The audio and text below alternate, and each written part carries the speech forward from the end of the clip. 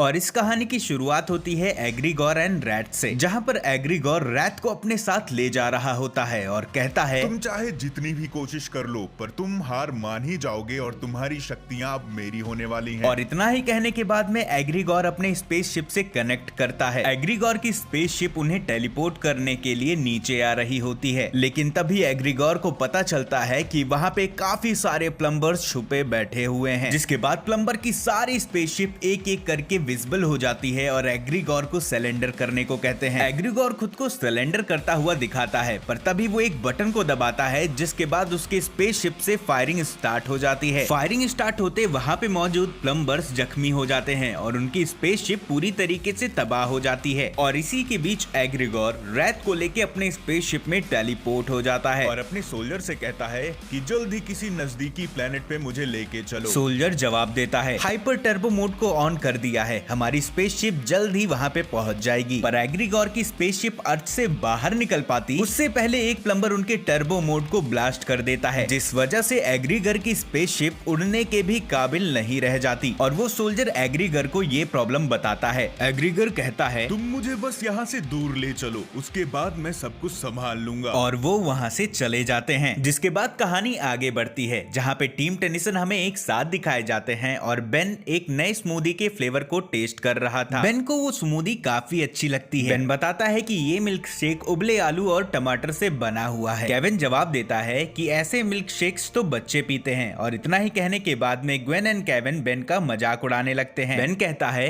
कि हम कितने दिनों बाद साथ में टाइम स्पेंड कर रहे हैं और ऐसा टाइम बिताए तो जमाना बीत गया। तभी वहाँ पे बेन के काफी सारे फैंस आ जाते हैं, उससे सेल्फी एंड ऑटोग्राफ की डिमांड करते हैं। ग्वेन एंड केविन अपने कार की ओर आगे बढ़ते हैं और बेन को भी बुलाते हैं कि हमें अब यहाँ से चलना चाहिए। तभी बेन गुस्से में कहता है कि मैं यहाँ से तब तक नहीं जाऊंगा जब तक मेरा मिल्क शेक खत्म नहीं हो जाता। और इतना ही कहने के बाद में वो पहले बिग चिल और फिर अल्टीमेट बिग चिल में ट्रांसफॉर्म हो जाता है और जहाँ पे उसके फैंस खड़े हुए थे वो बर्फ की एक दीवार खड़ी कर देता है और अपने डिफॉल्ट रूप में आ जाता है। और ग्वेन के पूछे जाने पे बोलता है कि अब मस्ती का वक्त खत्म और वैसे भी यहाँ पे सर्द बहुत है। तभी बेन के अल्टीमेट्रिक्स में किसी तरीके का नोटिफिकेशन आ रहा होता है। जैसे ही वो अल्टीमेट्रिक्स को टच करता है, ग्रैंडपा मैक्स का एक होलोग्राम बन जाता है। ग्वेन कहती है कि हम सब यहीं साथ में हैं, कोई प्रॉब्लम हुई है क्या? ग्रैंडपा मैक्स जवाब देते हैं कि अगर कोई बड़ी प्रॉब्लम ना होती तो तुम सबको मैं एक साथ याद ना करता। जिसके बाद हम देखते हैं कि टीम टेनिसन वहीं पे आ चुकी है जहाँ पे एग्रीगोर ने प्लम्बर्स के ऊपर में अटैक किया था। ग्वेन अपने मैना पावर का यूज करके बताती है कि 1 घंटे पहले वहाँ पे वो सारे एलियंस मौजूद थे जो कि एग्रीगोर के चंगुल से भाग चुके थे। केविन अपनी इन्वेस्टिगेशन को पूरा कर लेता है और बताता है कि 1 घंटे पहले यहाँ पे एग्रीगोर भी मौजूद था। और सारे सबूतों को देख के केविन बताता है कि एग्रीगोर ने कैसे क्या किया और 1 मिनट के अंदर ही पूरे केस को रिजॉल्व कर देता है। केविन के इतने स्मार्ट फेस को देख के बेन एंड ग्वेन हैरान हो जाते हैं। ग्रैंडपा मैक्स कहते हैं कि मैंने कभी भी किसी को इतनी जल्दी मौकाए वारदात पे नतीजे निकालते नहीं देखा और ये चीजें देख के मुझे लगती हैं कि या तो तुम एक अच्छे प्लम्बर बन सकते हो या तो मजे हुए मुजरिम। बेन कहता है कि मुझे उन सारे एलियंस को बचाना होगा।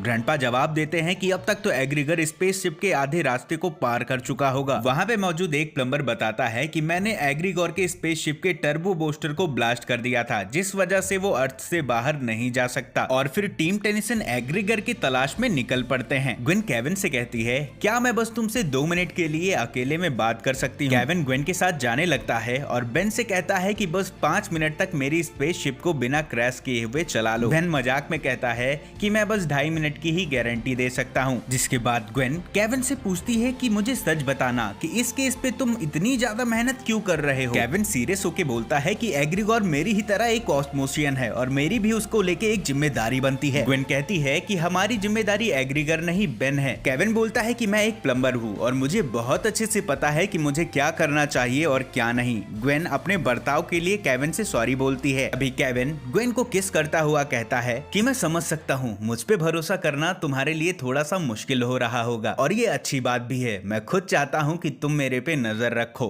जिसके बाद में टीम टेनिसन एग्रीगोर के स्पेसशिप के करीब पहुंच जाते हैं। टीम टेनिसन चुपके चुपके एग्रीगोर के स्पेसशिप के पास जाने लगते हैं और तभी उनका सामना एग्रीगोर के सोल्जर्स से हो जाता है, जहां पर टीम टेनिसन उन सारे सोल्जर्स के ऊपर में अटैक करना स्टार्ट कर देती है और बेन लॉर्ड स्टार में ट्रांसफॉर्म हो जाता है। तभी ग्रैंड ग्रैंडपा कहते हैं कि ये लोग हमारा ध्यान भटका रहे हैं ताकि एग्रीगोर स्पेसशिप को जल्दी ठीक कर सके। अभी लॉर्ड स्टार अपनी बॉडी पे एक शील्ड को क्रिएट कर लेता है और एग्रीगोर के स्पेसशिप की ओर अकेला ही आगे बढ़ने लगता है। ग्रैंडपा मैक्स उसे रोकने की कोशिश करते हैं और बताते हैं कि ये हो सकता है कोई साजिश या जाल हो, पर तब तक लॉर्ड स्टार एग्रीगोर के स्पेसशिप के अंदर में चला जाता है और उसके अंदर जाते ही स्पेसशिप ब्लास्ट हो जाती है। उस भयंकर ब्लास्ट से बचने के लिए ग्वेन अपने मैना पावर का शील्ड क्रिएट कर लेती है, पर लॉर्ड स्टार के चित्थाड़े उड़ जाते हैं, जिसे देख के ग्रैंडपा मैक्स थोड़े से परेशान होते हैं। पर लॉर्ड स्टार अपने मैग्नेट पावर की हेल्प से अपनी बॉडी को रीहील कर लेता है और अपने डिफॉल्ट रूप में आने के बाद कहता है कि ग्रैंडपा मैक्स की जाल वाली बात शायद सही ही थी। ग्रैंडपा मैक्स कहते हैं कि ये सारी बातें तो ठीक हैं, पर एग्रीगोर अब कहाँ गया होगा। जिसके बाद में हम एग्रीगोर को एक मिलिट्री बेस के अंदर में देखते हैं और वो अपने सोल्जर्स से अपने 5 कैदियों को वहां पर शिफ्ट करने के लिए कहता है। और वहीं दूसरी साइड केविन 11 एंड ग्वेन के लाख कोशिशों के बाद भी वो एग्रीगोर के नए ठिकाने को नहीं ढूंढ पा रहे थे। तभी हवा में एक फाइटर जेट दिखाया जाता है जो कि टीम टेनिसन को अपने स्पेसशिप को लैंड करने को कहते हैं। जिसके बाद में हम कर्नल रोजम को देखते हैं जो कि ग्रैंडपा मैक्स को पहले से ही जानते थे और बेन ये देख के कहता है कि ग्रैंडपा मुझे सच में नहीं पता था कि आप कर्नल रोजम को भी जानते हो। कर्नल रोजम बताते हैं कि हमारे बेस पे एलियन अटैक के बाद में जब से मैंने सारी चीजों को संभाला है, गवर्नमेंट ने सारे अजीबो गरीब और एलियन से जुड़ी हुई चीजों की जिम्मेदारी अब मुझे दे दी है। और बताते हैं मुझे यूएस गवर्नमेंट के एक नाकामयाब ऑपरेशन के बारे में पता चला है जब वो 1950 में एक टाइम मशीन बनाने की कोशिश कर रहे थे और ठीक 3 घंटे पहले वहाँ पे कुछ छेड़छाड़ हुई है। हमारे सोल्जर्स वहाँ की तहकीकात करने गए थे और हमें ये मिला। तस्वीर देख के टीम टेनिसन को ये पता चल जाता है कि एग्रीगोर वहाँ पर है। तभी कर्नल रोजम बताते हैं कि मैंने अपने सिक्योरिटी को ये ऑर्डर दिया है, अगर उस बेस पे फतेह हासिल ना कर पाए तो उस बेस को पूरी तरीके से एयरफोर्स उड़ा देगी। कर्नल रोजम के इतना ही कहते वहाँ पे प्रोफेसर पैराडॉक्स आ जाते हैं और कहते हैं कि ऐसा कभी नहीं हो सकता,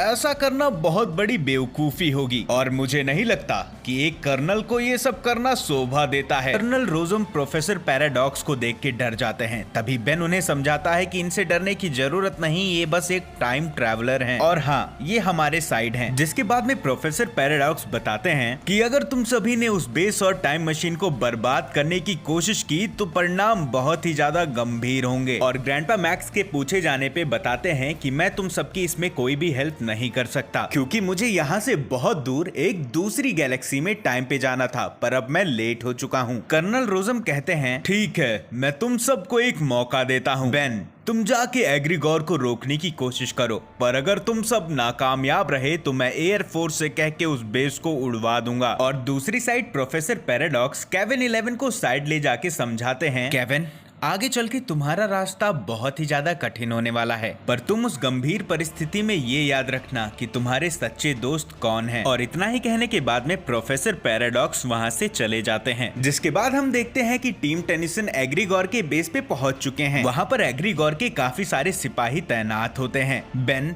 पहले स्वयं फायर में और उसके बाद अल्टीमेट स्वयं फायर में ट्रांसफॉर्म हो जाता है और तभी एक एक करके टीम टेनिसन एग्रीगोर के सारे सिपाहियों पर अटैक करना स्टार्ट कर देते हैं। एग्रीगोर टीम टेनिसन को मॉनिटर पे देख रहा होता है और उनका ध्यान भटकाने के लिए वो किसी तरीके की सेरिब्रो मशीन को पहन लेता है और उन 5 एलियंस को जिसने उसने बंदी बना रखा था टेलीपोर्ट करके टीम टेनिसन के पास भेज देता है। वो 5 एलियन एग्रीगोर के कंट्रोल में थे, जिसके बाद वो बेन के ऊपर में अटैक करना स्टार्ट कर देते हैं। बेन उन्हें काफी रोकने की कोशिश करता है और यकीन दिलाता है कि वो सब उसके साथ सेफ है, पर वो एलियंस एग्रीगोर के कंट्रोल में होने के कारण टीम टेनिसन के ऊपर में अटैक कर रहे होते हैं। तभी ग्रैंडपा मैक्स कहते हैं इनको हराने के लिए तुम सभी को इनके सर पे लगे उस डिवाइस को तोड़ना पड़ेगा। और इतना ही कहने के बाद में ग्रैंडपा मैक्स एक एलियन के डिवाइस को तोड़ देते हैं और वो टेलीपोर्ट हो जाता है। बेन भी नैनोमेक में ट्रांसफॉर्म हो जाता है और सारे एलियंस के हेडबैंड को तोड़ना स्टार्ट कर देता है। टीम टेनिसन जैसे ही सारे एलियंस के हेडबैंड को तोड़ देते हैं, वो सारे एलियंस अपने आप ही वहां से टेलीपोर्ट हो जाते हैं। उन सारे एलियंस को हराने के बाद में टीम टेनिसन डायरेक्ट एग्रीगोर के बेस के अंदर चले जाते हैं। एग्रीगोर कहता है मैं इन सारे एलियंस को अपने प्लेनेट पे ले जाना चाहता था, उनकी पावर्स मैं वहां पे एब्जॉर्ब करता, पर अब क्योंकि तुम सबने इसमें टांग लड़ा दिया है तो मुझे अपने प्लान्स में चेंजेस करने पड़े। ग्रैंडपा मैक्स एग्रीगोर को इस एट्रोपी पंप से दूर हटने को कहते हैं। एग्रीगोर ग्रैंडपा मैक्स की बात नहीं सुनता और एनर्जी एब्जॉर्ब करना स्टार्ट कर देता है। केविन एग्रीगर को समझाता है कि अगर तुम ज्यादा पावर्स को एब्जॉर्ब कर लोगे तो तुम्हारा खुद पर से ही कंट्रोल उठ जाएगा। तभी एग्रीगोर बोलता है कि ये सारी बातें झूठ है, ये बस कमजोर लोगों का ध्यान भटकाने के लिए किया जाता है। इसके बाद वो एक एनर्जी से केविन 11 के ऊपर में अटैक कर देता है और कहता है कि बहस करने के लिए अब वक्त नहीं है। जिसके बाद में एग्रीगोर उन 5 एलियंस की काबिलियत को एब्जॉर्ब करने लगता है। ओवरलोड होने की वजह से एंट्रोपी पंप पे लोड पड़ रहा था। ग्रैंडपा मैक्स कहते हैं कि अगर इसे जल्द ना रोका गया तो ये पूरी तरीके से तबाह हो जाएगा और तभी बेन ह्यूमांगासौर में ट्रांसफॉर्म होके एग्रीगोर के ट्रांसफॉर्मेशन को रोक देता है और एंट्रोपी पंप का ओवरलोड एंड एनर्जी बंद हो जाती है। ग्रैंडपा मैक्स बेन को शाबाशी देते हैं। तभी ग्वेन कहती है कि बाकी के एलियंस कहां चले गए। तभी एग्रीगोर खड़ा होता है और कहता है ये इसलिए क्योंकि मेरा प्लान कामयाब हो गया और अब उन 5 एलियंस की काबिलियत मेरी है।